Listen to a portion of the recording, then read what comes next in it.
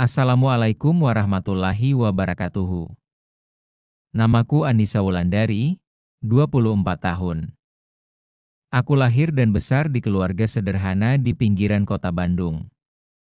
Sejak kecil, aku terbiasa hidup mandiri dan tidak pernah terlalu bergantung pada siapapun, bahkan pada orang tuaku sendiri. Setelah lulus kuliah, aku bekerja sebagai staf keuangan di sebuah perusahaan logistik nasional.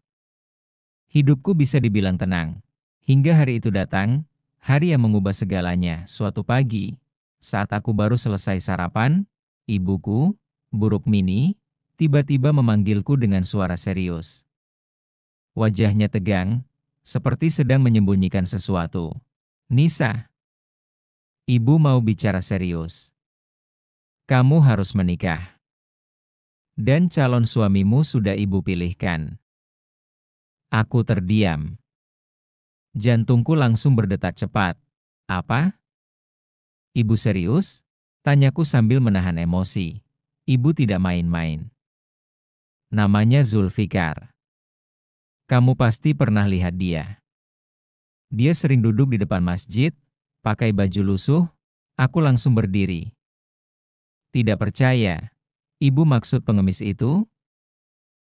Ibu menunduk, tapi tegas. Iya. Tapi ibu yakin, dia orang baik. Hati ibu bilang begitu. Aku ingin marah, tapi melihat wajah ibu yang penuh keyakinan justru membuatku bingung. Apa yang sedang terjadi? Apakah ibu sudah kehilangan akal? Bagaimana bisa aku, seorang pegawai tetap dengan penghasilan layak, dipaksa menikah dengan seorang pria yang bahkan tak punya rumah? Namun, ibu memaksa. Bahkan menangis, memohon. Katanya ini soal utang budi lama.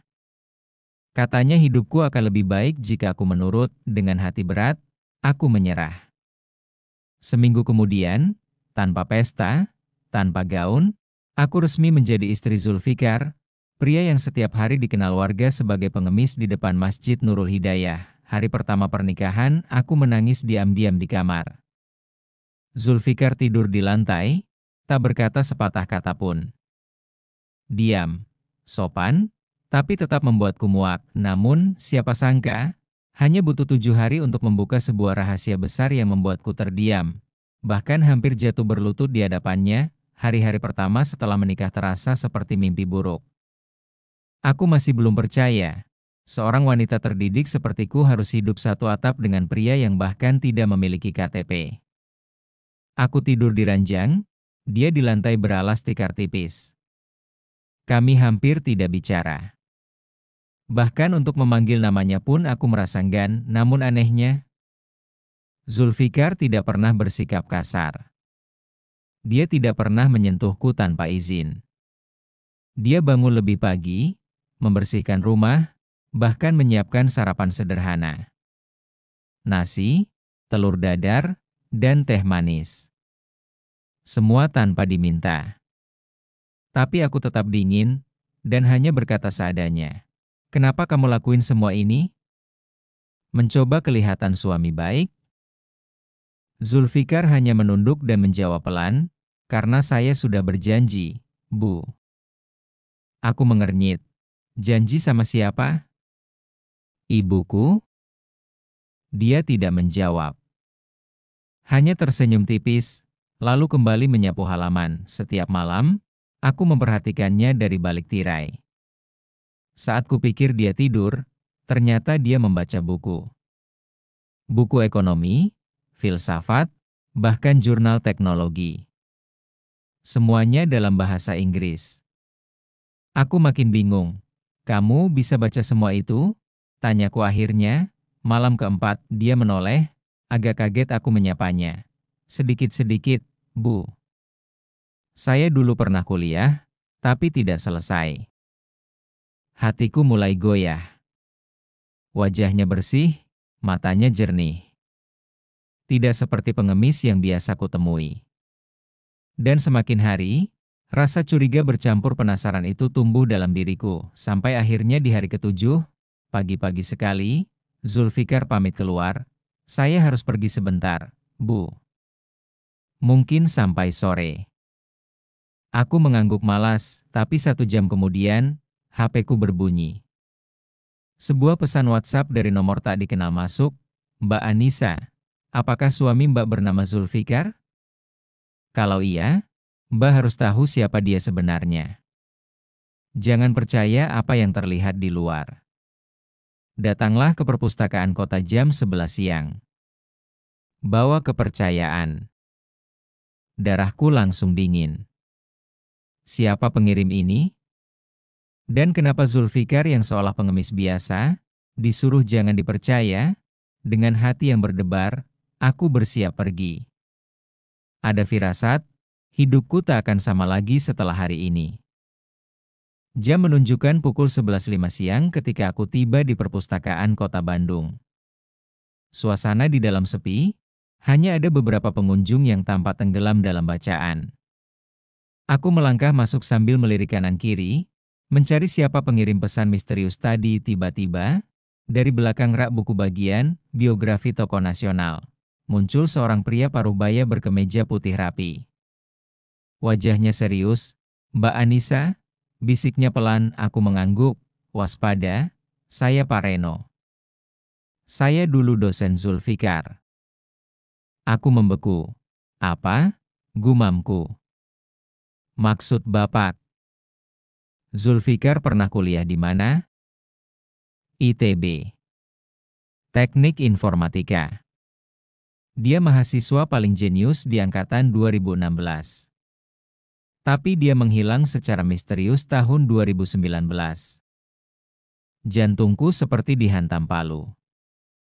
ITB? Informatika?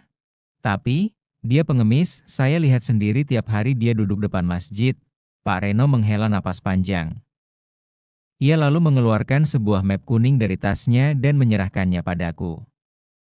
Di dalamnya, ada fotokopi transkrip nilai dan artikel koran kampus. Mahasiswa jenius menolak tawaran Google, pilih mengabdi di desa terpencil. Di foto artikel itu, terlihat jelas, wajah suamiku, Zulfikar. Tapi dengan jas alma mater dan potongan rambut rapi. Terlalu kontras dengan penampilan lusuhnya sekarang. Kenapa dia hidup seperti itu, Pak? Apa yang sebenarnya terjadi? Pak Reno terlihat ragu, tapi akhirnya menjawab. Dia mengalami kejadian berat tahun 2019. Ayah dan ibunya meninggal karena ditipu rekan bisnis. Semua aset keluarganya disita. Dia depresi, memilih hidup tanpa identitas. Tapi yang aneh, dia masih menerima dana hibah dari proyek riset luar negeri atas namanya. Aku menggeleng tak percaya. Dunia seperti jungkir balik. Jadi, selama ini aku tinggal serumah dengan jenius yang menyamar jadi pengemis? Pak Reno menatapku tajam. Bukan sekadar jenius. Zulfikar itu pemilik paten perangkat lunak keamanan digital yang sekarang dipakai banyak institusi pemerintah dan swasta. Tapi dia menolak royalti. Dia bilang, ilmu bukan untuk dijual, tapi untuk menjaga yang tak bersuara. Hatiku bergetar. Saat itulah aku sadar, aku belum pernah benar-benar mengenal suamiku sendiri. Pulang dari perpustakaan, pikiranku tak bisa tenang. Setiap langkah terasa berat. Bayangan wajah Zulfikar yang selama ini kupandang sebelah mata kini muncul terus-menerus. Jenius ITB? Penolak royalti? Punya paten?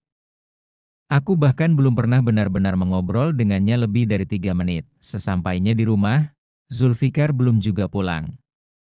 Di dalam kamarnya yang kecil di pojok rumah, aku melihat sebuah tas lusuh di bawah tikar gulungnya. Entah dorongan dari mana, aku mengambilnya. Bukan untuk mencuri, tapi mencari jawaban. Di dalamnya, hanya ada satu laptop tua, kabel charger, dan beberapa buku catatan penuh tulisan tangan. Jari-jariku gemetar saat menyalakan laptop itu.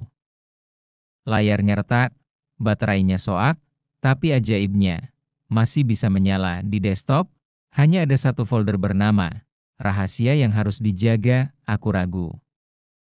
Tapi rasa penasaran jauh lebih kuat dari ketakutanku. Kubuka folder itu. Di dalamnya ada puluhan file PDF dan Word, semuanya terstruktur rapi. Lalu aku melihat satu file yang membuat dadaku sesak. Perjanjian dengan buruk mini, itu nama ibuku. Klik, seketika file itu terbuka. Isinya adalah surat perjanjian tertulis tangan dan ditandatangani oleh ibu dan Zulfikar. Dalam surat itu, ibu menulis bahwa ia memohon Zulfikar untuk menikahiku, bukan sebaliknya. Karena Anissa terlalu keras kepala, tidak percaya lagi pada cinta, dan terlalu materialistis. Saya tahu Zulfikar bukan orang biasa. Saya tahu siapa dia. Tapi Anissa tidak akan pernah tahu, kecuali ia belajar melihat bukan dengan mata, tapi hati. Nikahilah dia, dan jaga dia, meski dia membencimu di awal, air mataku langsung menetes. Tanganku bergetar saat membaca paragraf terakhir. Anissa telah kehilangan kepercayaan pada laki-laki setelah dikhianati oleh tunangannya 2 tahun lalu. Dia butuh seseorang yang bisa menyadarkannya bahwa cinta tidak selalu datang dari mobil mewah dan jas mahal. Kadang cinta datang dalam bentuk paling sederhana. Kau. Suasana hening. Lalu tiba-tiba, pintu depan terbuka, langkah kaki itu masuk pelan, dan suara khasnya memanggil pelan. Bu, saya pulang, aku buru-buru menutup laptop. Hatiku campur aduk.